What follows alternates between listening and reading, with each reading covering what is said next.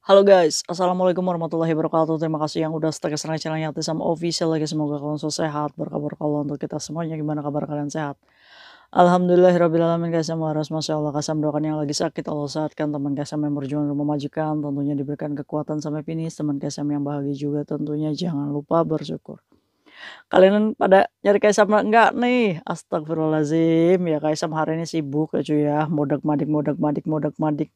Kaisam akhir-akhir ini disibukkan dengan anak overstay ya, yang aduh pusing gitu. Ini anak overstay-nya karena umur 59 tahun ya cuy ya, Kaisam itu iba jatuhnya. Nah, waktu masa jaya kemana ini ibu ya. Bahkan ibunya ini sudah cukup terkenal cuy pada zamannya ya, pada zaman 14 tahun masa jayanya gitu cuy. Jadi ceritanya si ibu ini tuh ya ada ya beberapa orang yang mungkin tahu kisahnya. Kita nggak mengulik aibnya ya enggak, cuma ada beberapa anak yang memberikan pengakuan bahwa dulu itu Ibu Martini, jualan kayak Tisam. Saya tuh sering beli makanannya tuh cuma $20. $20 tahun berapa kamu? Ya kan? Nah, apa namanya, Ibu Martini ini adalah salah satu ex pekerja migran di mana ternyata mencengangkan ya statusnya ini adalah overstay cuy. Data yang kayak Tisam temukan ini sangat sulit sekali ya. Bahkan, ya menghubungi KJRI pun moyung gitu ya. KJRI pasti akan berpikir, ya udah kalau overstay urusannya sama imigrasi gitu. Tadi kunjungan ke rumah sakit ya cuy, aduh mencengangkan sekali kayak itu sampai nangis ya, maksudnya nangis batin gitu. Ternyata cuy ibunya ini alam bawah sadarnya ini sudah merasa bahwa dia ini ada di Indonesia. Merinding kayak Tisam mendengarkan setiap ucapan ibunya ya cuy ya. Aduh, buat kalian nih yang overstay ya, mumpung kalian masih sehat, ayo surrender, pulang. Jangan sampai di usia tua kalian susah untuk pulang. Gak semua orang itu bisa mau menolong kamu gitu untuk pulang. Satu, biaya ya. Kalau misalkan memang kamu nggak punya biaya, kamu juga ngurusnya susah ya cuy ya. Harus minta apa namanya ngurus surat ke sosial worker ya cuy ya. Terus juga ke imigrasi untuk surrender itu juga orangnya, harus bersangkutan sendiri yang surrender gitu cuy, tidak bisa diwakilkan ya. Jadi mau nggak mau ya Ibu Martini ini, kayak Tisa menunggu pemulihannya ya, yang bisa didorong kursi roda ya mungkin kayak Tisa akan dorong ke imigrasi untuk melakukan surrendernya. Yang bisa kita lakukan adalah mendoakan Ibu Martini supaya pulih ya cuy ya, supaya bisa bergerak gitu, setidaknya untuk penyerahan dirinya. Ini benar-benar sangat sulit dan iya kita nggak pernah tahu ke depannya gitu cuy. Ya kayak Tisam cuma berusaha aja ya, karena ini permintaan dari keluarganya yang ya Allah kayak Tisam kalau bisa dipulangkan semoga aja masih bisa pulang. Jadi Ibu Martini ini, dari Dampit ya cuy ya, ini masih melanjutkan kisah kemarin ya. Jadi ceritanya si Ibu Martini ini 14 tahun ke Hong Kongnya sih dari tahun 97 cuy. Cuma dia ini pulang ke Indonesia terus datang lagi ke sini 2010 bahkan belum pulang sama sekali. Berarti 14 tahun dia ini apa namanya jatuh bangun di Hong Kong ya, kemana aja gitu kan. Melihat foto zaman dulunya tuh aduh sampai seger, gemoy ya cuy ya, kalungnya gede gitu kan. Mungkin waktu masa jayanya ya cuy ya. Nah sekarang Kak kondisinya benar-benar sangat memprihatinkan. Alhamdulillahnya terketuk teman-temannya untuk menjenguk ya cuy ya. Kalian kalau mau menjenguk boleh ya.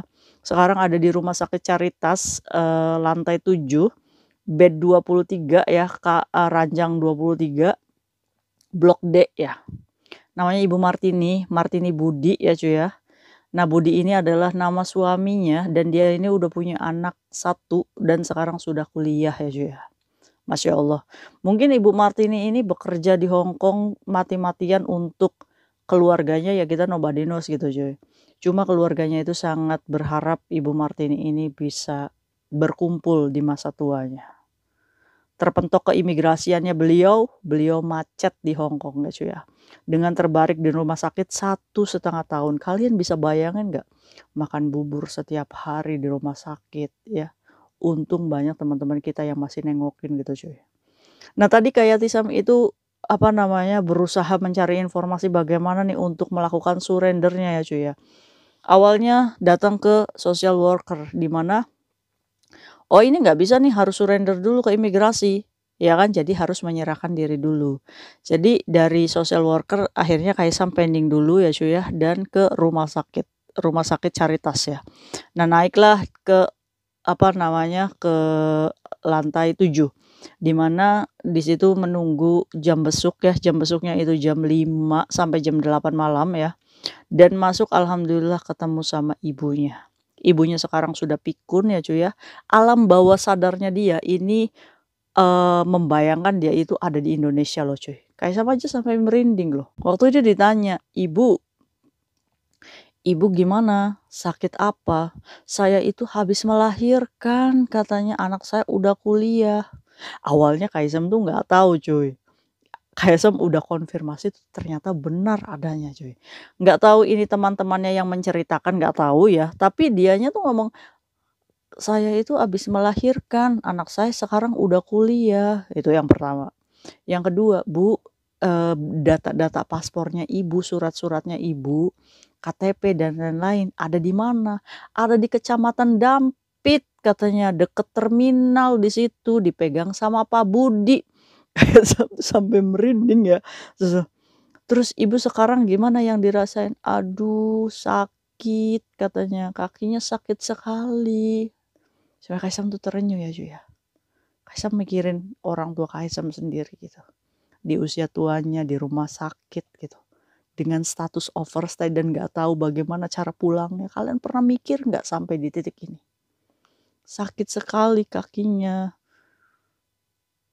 Sampai berhubungan sama perawatnya, Kaisang tanya gimana ini untuk kondisi ibunya.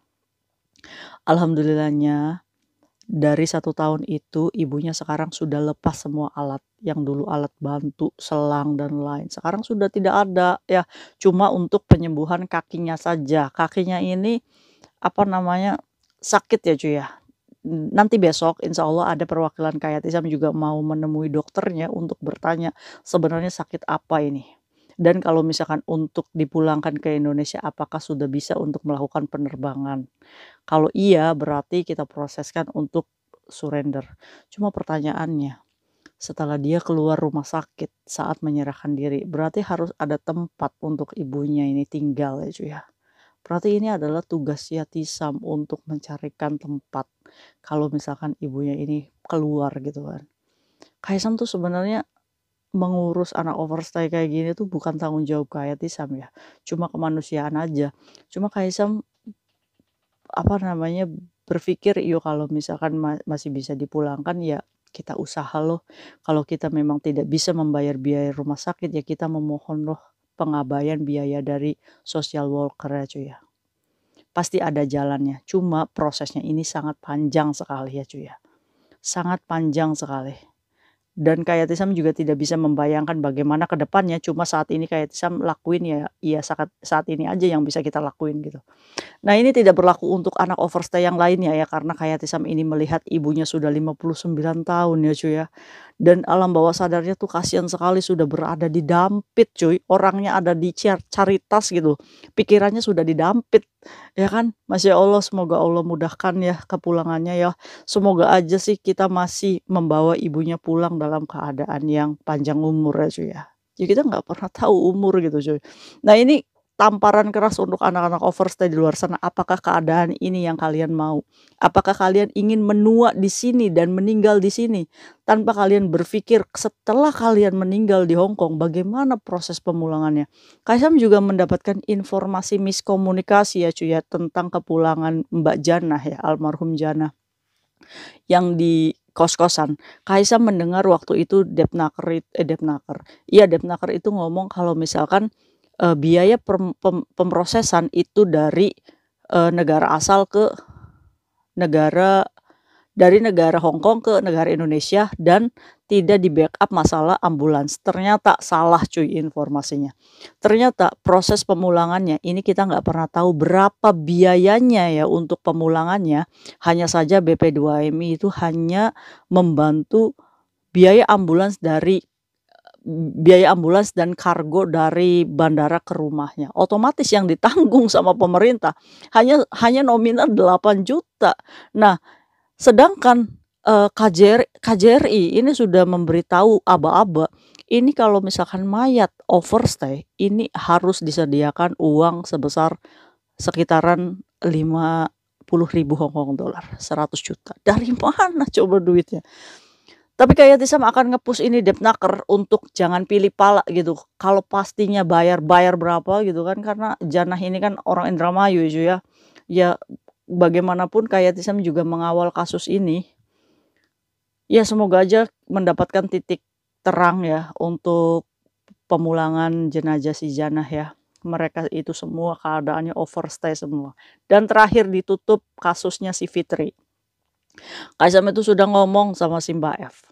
Hari ini kayak Tisam itu menyerah untuk membackup kamu karena kamu enak aja, kamu mencurai banyak duit dari majikan, kamu mau pulang pakai tiket pesawat kayak Tisam yang belikan. Keluar kamu dari kos-kosan ini. Emangnya kamu pikir kamu tidur di sini nggak bayar apa? Kayak Tisam ngomong kayak gitu. Ujung-ujungnya apa? Kayak Tisam, saya masih pengen tetap diprosesin pulang. Nggak ada yang mau menerima dia di luar sana. Kos-kosan juga nggak ada yang mau nerima, ya kan? Akhirnya apa? Saya janji Kak Hisam, saya janji saya beli tiket pesawat sendiri, tapi tetap proseskan saya pulang.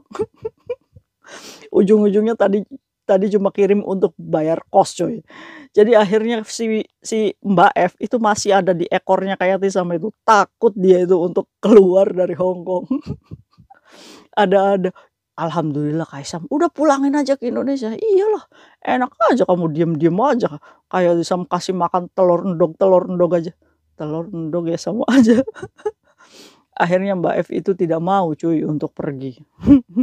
Dia akan tetap surrender bersama Kayatisam ya. Semoga aja nih overstay di luar sana menjadikan cambuk tuh untuk kalian yang baru mau kabur dari rumah majikan. Pikir ulang deh. Kalau kalian memang nggak ada paspor saat paspor direntenir, lari ke KJRI minta solusi sebelum kalian nekat untuk menjadi overstay. Ya, overstay di luar sana kalian harus mikir biaya kos, biaya makan, sakit dan lain-lain. Pulang harus surrender on proses. Ya, emang kamu pikir ini apa namanya Jakarta Bandung apa yang cuma naik kereta?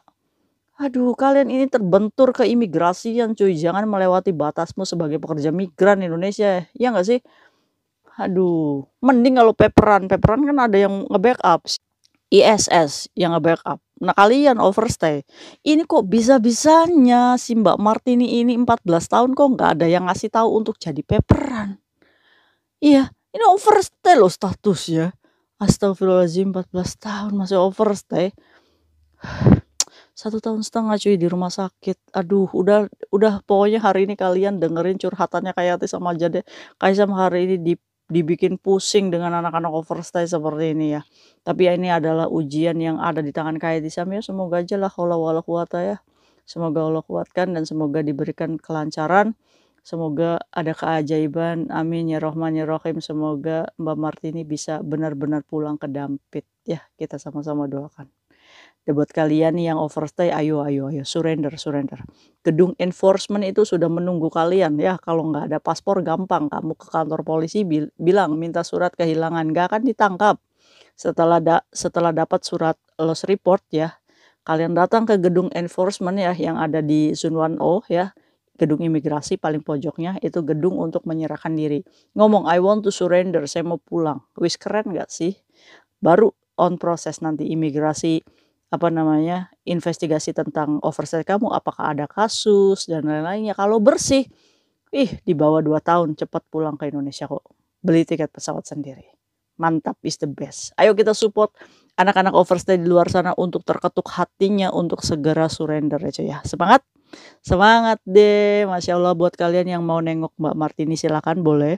Asal jaga kondisi ya cuy ya, rumah sakit nggak boleh berisik dan jangan ambil foto ya cuy ya, apalagi dibikin konten di show up seperti itu kan. Kayak Tisam juga kemarin bikin konten, kayak Tisam itu bikin konten sudah izin sama keluarganya untuk mendapatkan doa-doa dari kalian. Semoga mungkin saja salah satu di antara kalian ada doa yang Allah rindukan sehingga doa itu menjadikan ijabah dan kemudahan untuk Mbak Martini itu sendiri ya cuy ya. Mbak Eva aja sadar tuh pengen pulang. Tidak ada kos-kosan yang mau menerima dia. Iyalah pulang aja daripada nanti di sini mencupit lagi, ya nggak sih? Aduh, nah mungkin itu sharing Kaisam hari ini, semoga bermanfaat untuk kita semuanya. Maaf yang belum kebalas chatnya karena hari ini Kaisam so busy, guys. See you next video, bye-bye. Assalamualaikum warahmatullahi wabarakatuh, bye.